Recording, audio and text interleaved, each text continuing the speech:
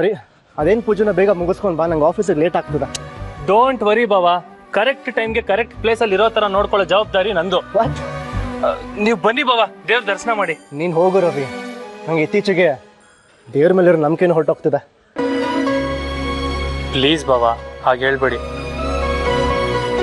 ಅಪ್ಪ ಯಾವಾಗಲೂ ಹೇಳ್ತಿರ್ತಾರೆ ದೇವರು ಕರುಣಾಮಯಿ ಅಂತ. ಅಪ್ಪನ ಮಾತಿನ ಮೇಲೆ ನಿಮಗೆ ನಂಬಿಕೆ ಇದೆ ಅಲ್ವಾ? ಪ್ಲೀಸ್ ಬನ್ನಿ ಬಾವಾ. ದೇವ್ರೆ ನನಗೆ ಒಳ್ಳೆ ಬುದ್ಧಿ ಕೊಡಪ್ಪ. ನಡಿಯಪ್ಪ, ಬನ್ನಿ.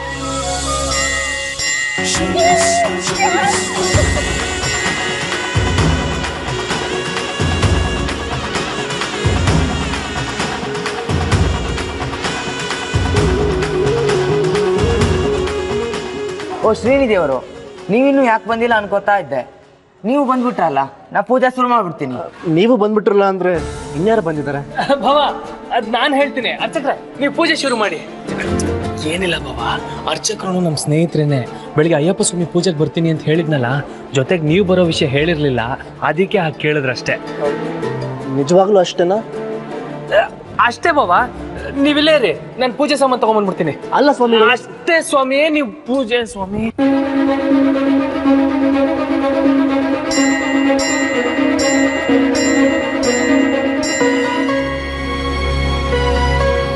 ಹೆಂಗೆ?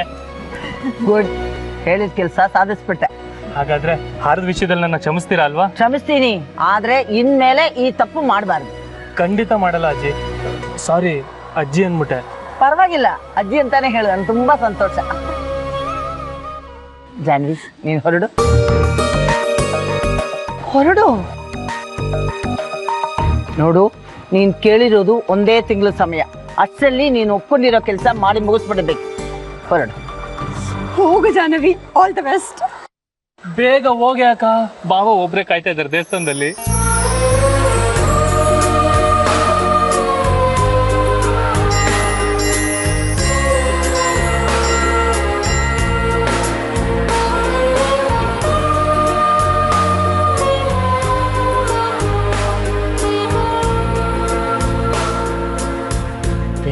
ರವಿ,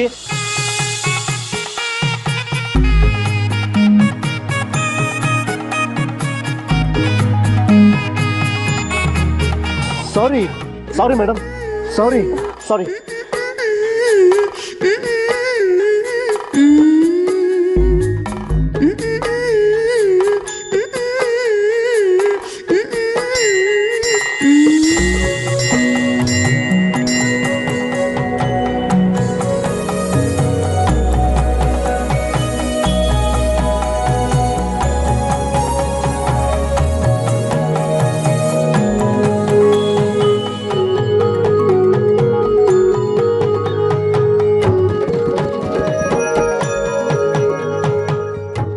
ಬೇಗ ಬಿಡಿಸ್ಕೋ.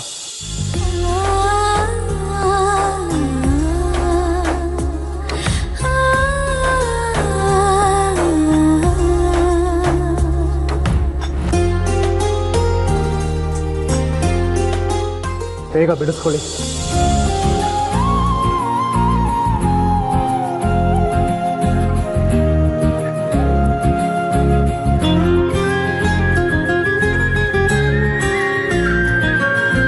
ನೋಡಿ, ಎಲ್ಲರೂ ನೋಡ್ತಿದ್ದಾರೆ, ಬೇಗ ಬಿಡಿಸ್ಕೊಳ್ಳಿ.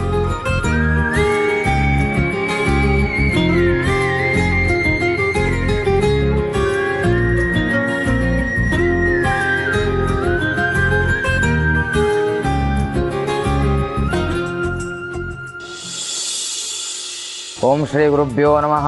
ಓಂ ಶುಭೇಶ್ವನೇ ಮುಹೂರ್ತವತ್ತಿಪುರಚ್ಚಿರದ ಏಂ ಗುಣವಿಶೇಷಣ ವಿಶಿಷ್ಟಾಯಾಂ ಪುಣ್ಯಾಯ ಪುಣ್ಯಕಲ ಮಹಾಪುಣ್ಯೇಶ್ವದಿತೌ ಅಸ್ಯ ಯಜಮಾನಸ್ಯ ಗೋತ್ರೋದ್ಭವಸ್ಯ. ಅನುರಾಧ ನಕ್ಷತ್ರ, ವೃಶ್ಚಿಕ ರಾಶಿ.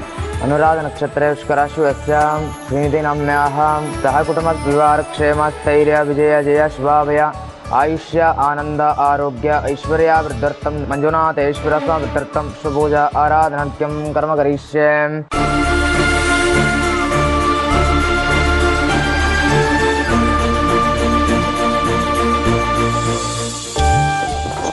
महामंगल निराजनं करिष्ये. ओम सद्यो जातं प्रपद्यामि सद्यो जाताय वै नमो नमः. ಮಂಜುನಾಥೇಶ್ವರ ಸ್ವಾಮಿನೇ ನಮಃ ಮಂಗಲ ನಿರಾಜನಂ ದರ್ಶಯಾಮಿ. ಈ ಹೂವನ್ನು ನಿಮ್ಮ ಶ್ರೀಮತಿಯವರ ಮುಡಿಗೆ ಮುಡಿಸಿ.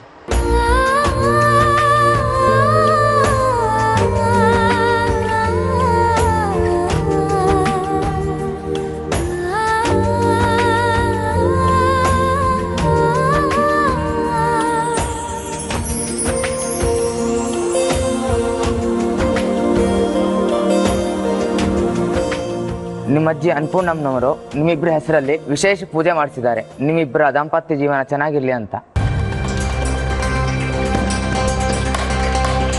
ಹಿರಿಯರ ಹಾರೈಕೆ ಸುಳ್ಳಾಗಲ್ಲ. 100 ವರ್ಷ ಚೆನ್ನಾಗಿ ಬಾಳ್ತೀರಾ. ಹೂ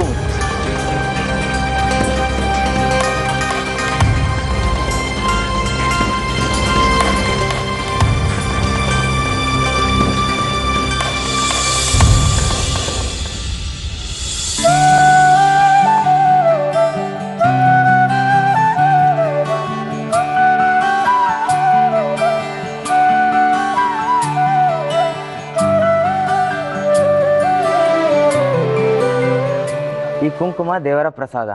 ಇದನ್ನ ಶ್ರೀಮತಿಯವರ ಹಣೆಗಿಡಿ. ಕುಂಕುಮ ಭಾಗ್ಯ ಕಾಪಾಡುತ್ತೆ.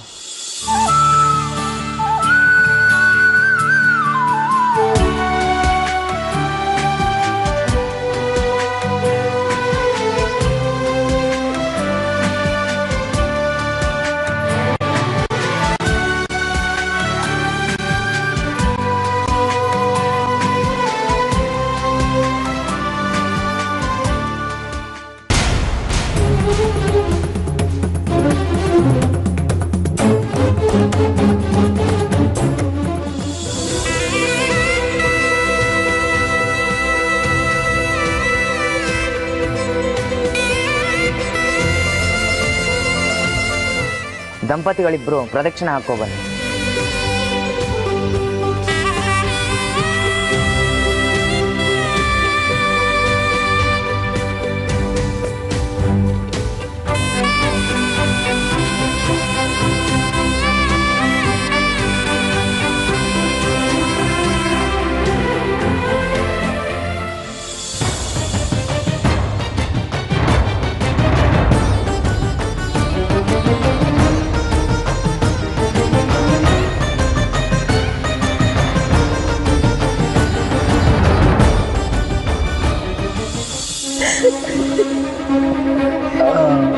ಭಾವ ಅದು ಏನ್ ಗೊತ್ತಾ ಶ್ರೀ, ಪಾಪ ಇದ್ರಲ್ಲಿ ರವಿದೇನು ತಪ್ಪಿಲ್ಲ. ರವಿ ಬಾಬಾ ಬಾಬಾ ಬಾಬಾ ನಿಂತ್ಕೋ ರವಿ. ಎಲ್ಲೋಗ್ತೀಯ? ಕಳ್ಳ ಸ್ವಾಮಿಗಳ ನಿಂತ್ಕೋ. ಎಲ್ಲೋಗ್ತೀಯ? ನೋಡು ಮಾತು ಕೇಳಿದೆ. ನಿಂತ್ಕೋ. ಇದೆಯಾ ಎಲ್ಲ ಹೋಗ್ತೀಯ? ನನ್ನ ವಿಷಯದಲ್ಲೇ ಡ್ರಾಮಾ ಮಾಡ್ತೀಯ ನೀನು. ಬಿಡಿ ಬಾಬಾ. ಅಲ್ಲ ನೀನು ಅಕ್ಕ ಅಮ್ಮಂದಿರೆಲ್ಲ ಸೇರ್ಕೊಂಡು ನನ್ನ ಜೊತೆ ಆಟ ಆಡ್ತೀರಾ? ಈ ಬಟ್ಟೆ ಬೇರೆ ನಿಂತ್ಕೊ. ಈ ಬಟ್ಟೆ ಬೇರೆ ಎಲ್ಕಂತ ಬಾಡಿಗೆಗೆ ಶಬರಿ ಮೇಲೆ ಹೋಗ್ತೀನಿ ಅಂತ ಸುಳ್ಳು ಹೇಳ್ತೀಯ? ನಾನೇ ಜೋಕ ಅನ್ಕೊಂಡಿದ್ದೆ ನೀನು. ಬಾಬಾ ಬಿಡಿ ಬಾಬಾ, ಪ್ಲೀಸ್ ಬಾಬಾ. ನಿಂತ್ಕೋ ಬಾಬಾ ಪ್ಲೀಸ್ ಬಾಬಾ ಬಾಬಾ. ಇವತ್ತು ನಿನ್ನ ಸುಮ್ಮನೆ ಬಿಡಲ್ವ ರವಿ? ಆಯ್ತು, ಅದೆಷ್ಟು ಹೊಡಿತೀರೋ ಹೊಡ್ಕೊಳ್ಳಿ. ಆದರೆ ಹೊಡಿಯೋಕೆ ಮುಂಚೆ ಒಂದೇ ಒಂದು ವಿಷಯ ಕನ್ಫರ್ಮ್ ಮಾಡ್ಬಿಟ್ಟು ಹೊಡೀರಿ ಬಾಬಾ.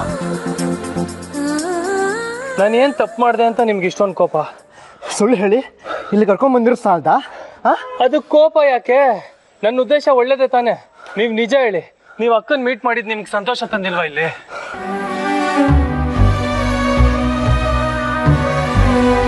ಸತ್ಯ ಹೇಳ್ಬೇಕಪ್ಪ.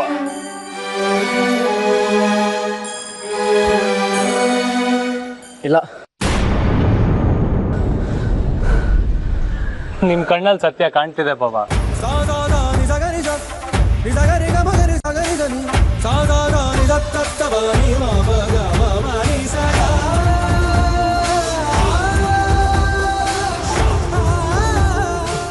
ಏ ರವಿ,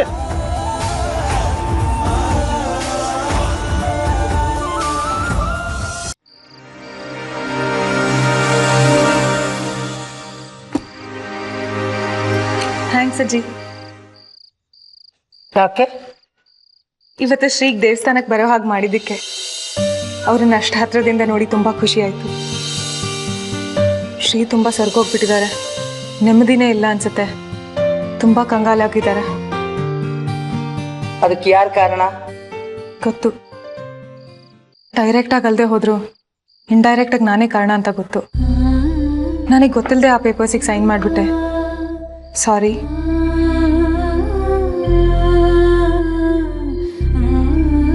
ಶ್ರೀಗೇನೋ ಇವತ್ತು ದೇವಸ್ಥಾನಕ್ಕೆ ಬರೋ ಹಾಗೆ ಮಾಡಿದ್ರಿ, ಆದರೆ ದಿನ ಅವ್ರು ಅಲ್ಲಿಗೆ ಬರೋದು ಕಷ್ಟ ಅನ್ಸುತ್ತೆ.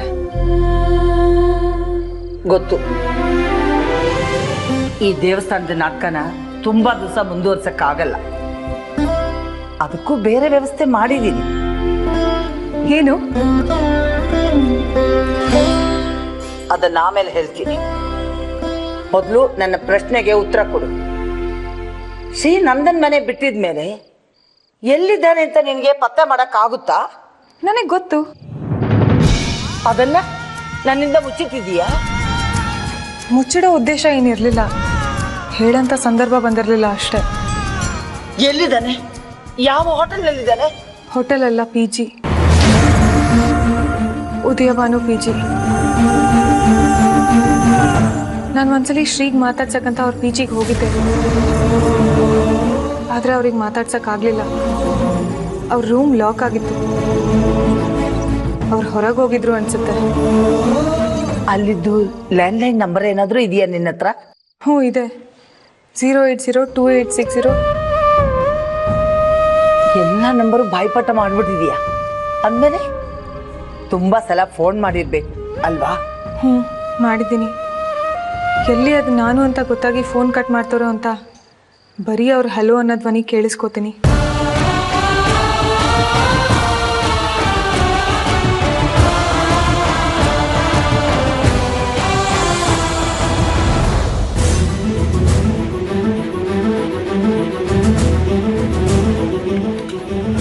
ಸುಧಾವ್ರೆ, ಸರ್ ನೀವು ಬಂದ್ಬಿಟ್ರಲ್ಲ, ತುಂಬಾ ಸಂತೋಷ ಆಯ್ತು ಸರ್. ಅವತ್ತು ನೀವು ಹೋದಾಗಿಂದ proprietor madam.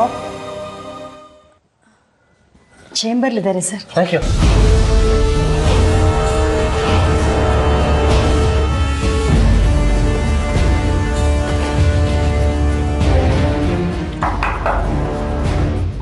May I come in?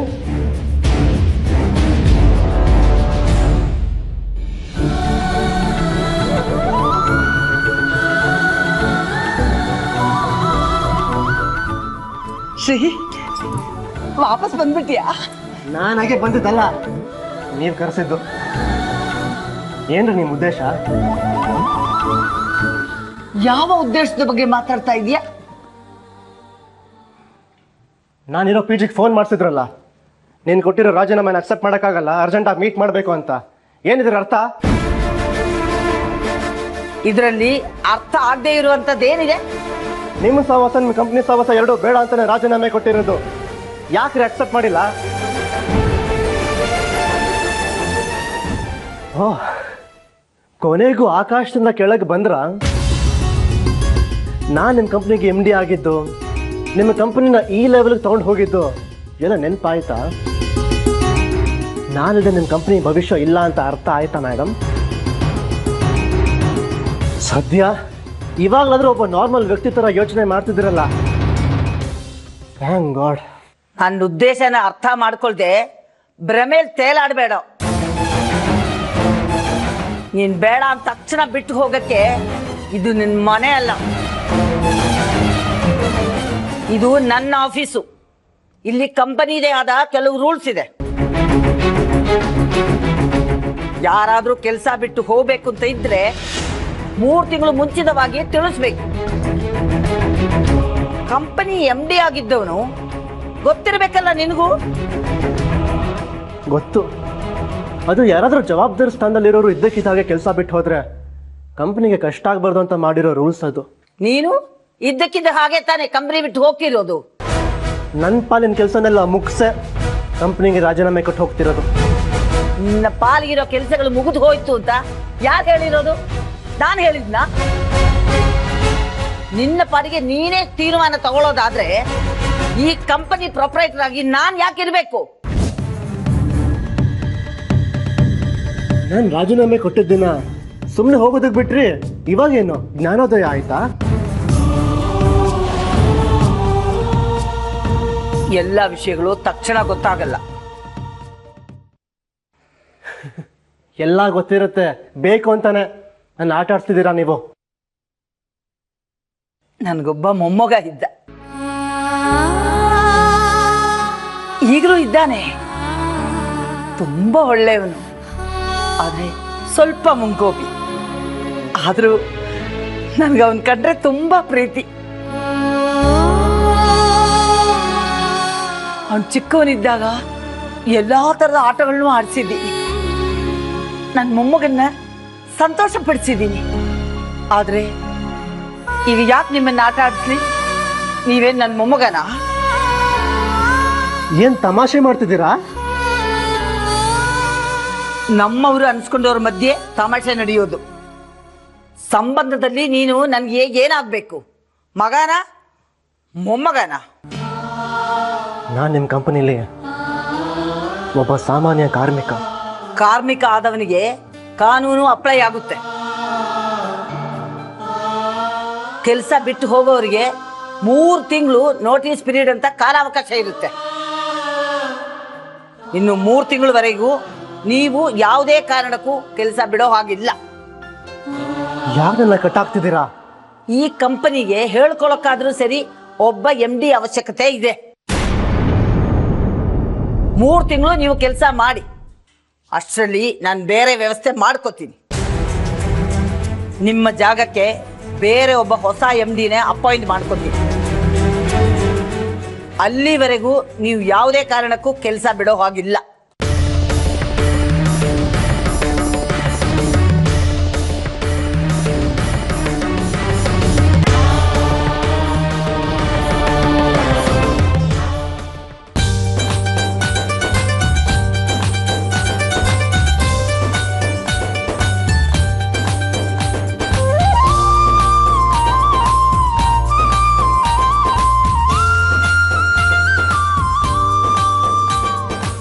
ಅತ್ತೆ, ವಸು ವಸು,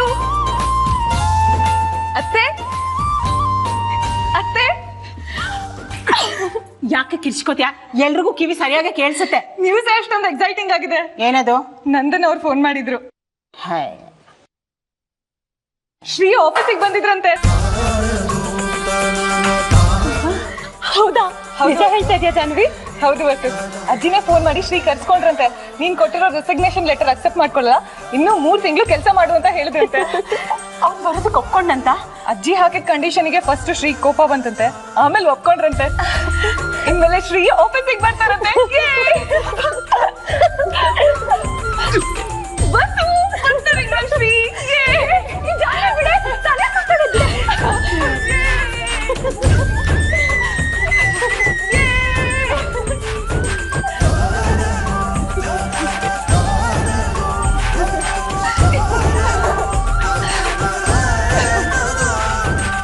ನಿಮಗೆಲ್ರಿಗೂ ಗೊತ್ತಿರೋ ಹಾಗೆ ನಮ್ಮ MD ಆಗಿದ್ದ ಶ್ರೀನಿಧಿಯವರು ಕೆಲಸಕ್ಕೆ ರಾಜೀನಾಮೆ ಕೊಟ್ಟಿದ್ದಾರೆ.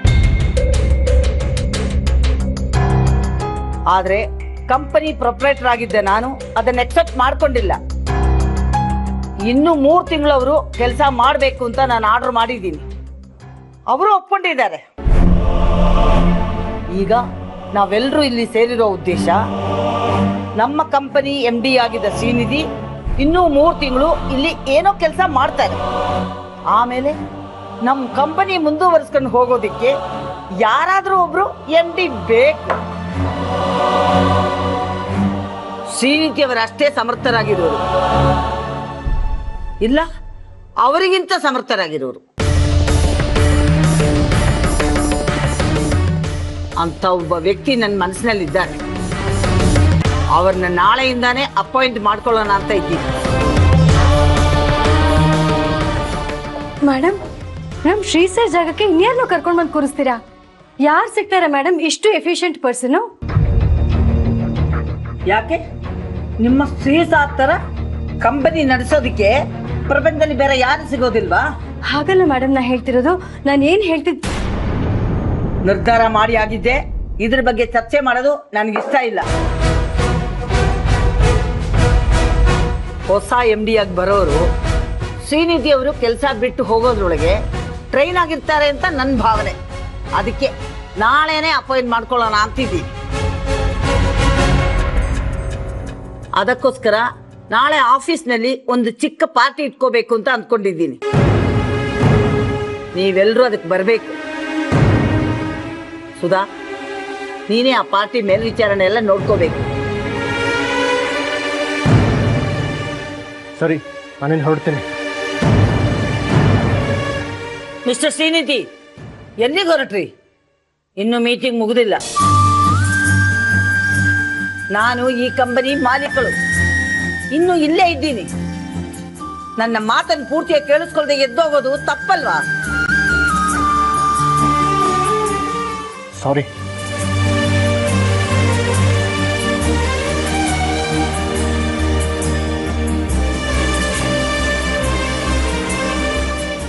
ಬರೋ ಹೊಸ MD ನಾಳೆಯಿಂದಾನೇ ಶ್ರೀನಿಧಿ ಚೇರಲ್ಲಿ ಕೂತ್ಕೊಳ್ತಾರೆ. ಶ್ರೀನಿಧಿಯವರು ಅರ್ಥ ಮಾಡಿಕೊಂಡು ಅವ್ರ ಚೇರು, ಅವ್ರ ಚೇಂಬರು ಎಲ್ಲ ಬಿಟ್ಕೊಡ್ಬೇಕು. ಬರೋ ಹೊಸ MDಗೆ ತಾವೇ ಅಸಿಸ್ಟ್ ಮಾಡಬೇಕು.